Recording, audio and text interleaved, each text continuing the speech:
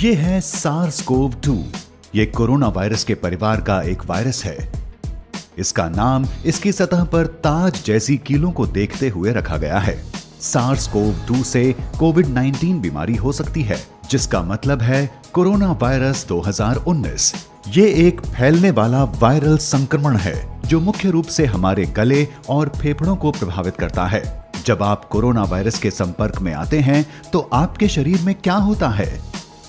आखिर कैसे आपके शरीर में निमोनिया पनपने लगता है?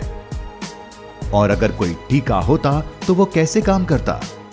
सभी वायरसों की तरह कोरोना वायरस भी जीवित सेल यानी कोशिकाओं को संक्रमित कर अपनी संख्या बढ़ाते हैं। चलिए करीब से देखते हैं। वायरस के अंदर आनुवांशिक सामग्री या जेनेटिक मटेरियल होती है जिससे ये अपने जैसों की संख्या बढ़ा सकें।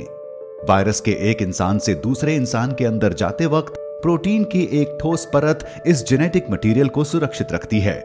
एक बाहरी कवर होने से ये वायरस कोशिकाओं की झिल्ली यानी सेल मेम्ब्रेन को संक्रमित कर पाते हैं। इस बाहरी कवर के अंदर से प्रोटीन के कणों की कीलें निकली होती हैं। कोरोना वायरस के लिए ये कीलें यहां दिख रही कीलों से कहीं ज्यादा बड़ी होती हैं। लेकिन किसी आम इन्फ्लुएंजा का वायरस और ये नया वायरस दोनों ही अपनी इन कीलों का इस्तेमाल एक चाबी की तरह करते हैं और आपके शरीर की कोशिकाओं में घुस आते हैं। यहां ये शरीर को आंतरिक रूप से प्रभावित करते हुए नए वायरस को बनाने में लग जाते हैं। जब एक संक्रमित व्यक्ति बात करता है, खांसता है या छींकता है तो वायरस की छोटी बूंदें आपके मुंह या नाक से होते हुए आपके फेफड़ों में जा सकती हैं। एक बार आपके शरीर में आने पर यह वायरस आपके गले, नाक और फेफड़ों की कोशिकाओं के संपर्क में आ जाएगा। वायरस की सतह की एक कील आपकी स्वस्थ सेल मेम्ब्रेन में किसी ताले पर चाबी जैसा रोल अदा करेगी। इससे वायरस आपके सेल में घुस आएगा। एक आम फ्लू वायरस आपके सेल की बाहरी परत से एक कवच बनाकर आपके सेल के केंद्र या न्यूक्लियस में जाता है, जो कि सबसे अहम हिस्सा होता है। इसके बाद वायरल कवच और मेम्ब्रेन मिल जाते हैं और सेल के न्यूक्लियस में प्रवेश कर लेते हैं। वहीं दूसरी तरफ कोरोना वायरस को किसी होस्ट सेल के न्यूक्लियस में प्रवेश करने की जरूरत नहीं होती। ये सीधे होस्ट सेल के राइबोसोम नाम के हिस्सों तक जा सकते हैं। राइबोसोम वायरस की जेनेटिक सूचना का इस्तेमाल करते हुए वायरल प्रोटीन बनाते हैं, जैसे कि वायरस की सतह पर रहने वाले कील।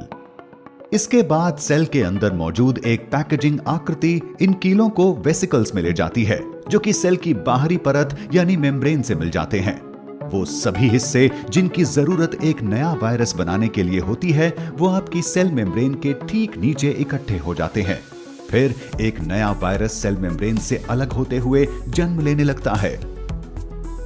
अब जब ये वायरस आपके शरीर में फैल रहा होता है तो कैसे आपको निमोनिया के लक्षण महसूस होने लगते हैं? इसके लिए हमें आपके फेफड़ों को देखना होगा। हमारे दोनों फेफड़ों में अलग अलग सेक्शंस होते हैं जिन्हें लोब कहा जा सकता है। आमतौर पर जब आप सांस लेते हैं तो हवा आपकी सांस की नली में आराम से घुसती है, जहां से ये बड़ी नलियों या ब्रोंकाई में जाती है और फिर पतली नलियों या ब्रोंकियोल्स में जाकर छोटी थैली जैसे आकार की एल्वियोलाई में जाती हैं। आपकी सांस का रास्ता और ये थैलियां लचीली होती हैं। जब आप सांस अंदर लेते हैं तो ये छोटे गुब्बारे की तरह फूलती हैं और जब आप सांस छोड़ते हैं तो ये पिचकती हैं। आपकी एल्वियोलाई के इर्द गिर्द खून की छोटी नलियां होती हैं। जो हवा आप अंदर लेते हैं उसका ऑक्सीजन आपकी खून की नलियों में जाता है।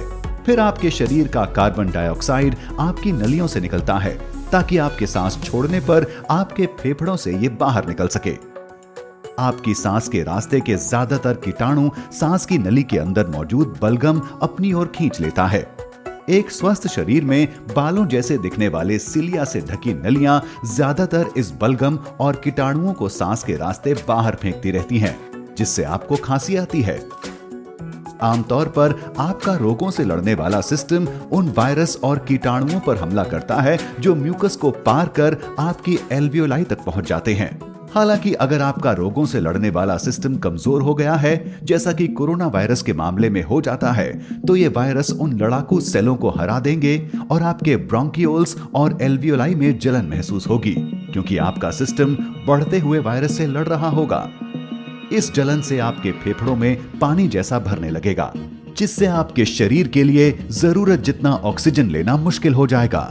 आपको लोबार निमोनिया हो सकता है, जहां आपके फेफड़ों पर लोब का असर होता है, या आपको ब्रोंको निमोनिया हो सकता है, जिससे आपके फेफड़ों के कई हिस्सों पर असर पड़ेगा। निमोनिया से सांस लेने में तकलीफ हो सकती है, सीने में दर्द, खांसी, बुखार, ठंड लगना, सर दर्द, बदन दर्द और थकान जैसे लक्षण हो सकते हैं। इससे और गंभीर समस्याएं भी आ सकती हैं। जब सांस लेने में बहुत ज्यादा परेशानी हो तो सांस न आने का खतरा बढ़ सकता है, जहां आपको वेंटिलेटर नाम की एक मशीन पर निर्भर होना पड़ेगा। ये वो मशीनें हैं जो जानें बचा सकती हैं, और इस वक्त इसे बनाने वाली कंपनियां इनका उत्पादन तेजी से बढ़ा रही हैं। आप में ये लक्षण दिखेंगे या नहीं, ये कई बातों पर निर्भर करता है, जैसे कि आपकी उम्र या ये कि आपका स्वास्थ्य पहले से ठीक था या नहीं। जहां ये सब सुनने में डरावना है, वहीं एक सुकून की बात यह भी है कि कोरोना वायरस का टीका बनाने के लिए तेजी से कोशिशें जारी हैं। दूसरे कोरोना वायरस पर शोध से कई जानकार ये मानते हैं कि वो लोग जो SARS-CoV-2 के संक्रमण से ठीक हो चुके हैं, वो दोबारा संक्रमण से सुरक्षित हो सकते हैं। लेकिन ये धारणा बनाने के लिए सबूतों की जरूरत होगी, और शोध से ऐसा नहीं दिखाई देता। कोरोना वायरस के खिलाफ एक संभावित टीके को लेकर कई तरह की अटकलें हैं। इसमें एक आम धारणा यह है कि अगर इसी वायरस के कमजोर वर्जन के टीके लगाए जाएंगे तो इससे ये वैक्सीन आपके शरीर को इस वायरस से लड़ना भी सिखा देगी, और ये इतना कमजोर होगा कि आप इससे प्रभावित भी नहीं होंगे। कुछ ही हफ्तों में रोगों से लड़ने वाले आपके सिस्टम में मौजूद सेल एंटीबॉडी बना लेंगे, जो कि कोरोना वायरस या इनके कीलों के आकार वाले प्रोटीन से लड़ने में कारगर होंगे। ये एंटीबॉडी वायरस से जुड़ जाएंगे और वायरस को आपके सेल से जुड़ने नहीं देंगे। आपका इम्यून सिस्टम इसके बाद इन एंटीबॉडी से मिलने वाले सिग्नलों के जरिए वायरस से जीतने लगेगा। इसके बाद अगर आप असल वायरस से संक्रमित हो जाते हैं तो आपका शरीर इसे पहचान लेगा और इसे खत्म कर देगा। दूसरे शब्दों में, आपका इम्यून सिस्टम अब तैयार होगा। अब वैज्ञानिकों को जो वक्त लग रहा है वो इसके सबूत जुटाने में लग रहा है कि ये मुमकिन, सुरक्षित और कारगर होगा या नहीं। इस महामारी के दौर में टीके को बना पाना वक्त के खिलाफ एक दौड़ जैसा है। टीके के विकास की तरफ बढ़ते हर कदम में सालों नहीं तो महीनों का वक्त तो लग ही जाता है। एक इबोला के टीके ने 5 साल में तैयार होकर रिकॉर्ड तोड़े थे। आशा है कि कोरोना वायरस का टीका ये पिछला रिकॉर्ड तोड़ता हुआ 12 से 18 महीनों में तैयार हो जाएगा। इस सब में तो वक्त लगने वाला है, लेकिन अगर संभव हो तो आप घर में रहें और उन्हें बीमारी से दूर रखें जिन्हें खतरा ज्यादा है। और हाँ, कम से कम 20 सेकंड तक अपने हाथों को जितनी बार हो सके धो लिया करें। अगर आप 1 साल तक